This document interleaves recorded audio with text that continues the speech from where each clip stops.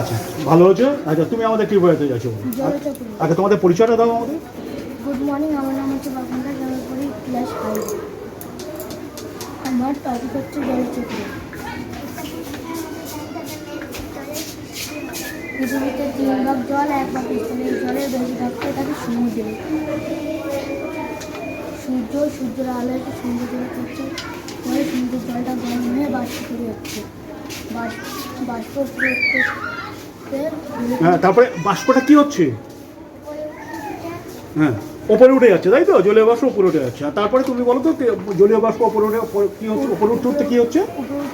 ধুলোকণার সঙ্গে নিচে গিয়ে জমা করে যাচ্ছে।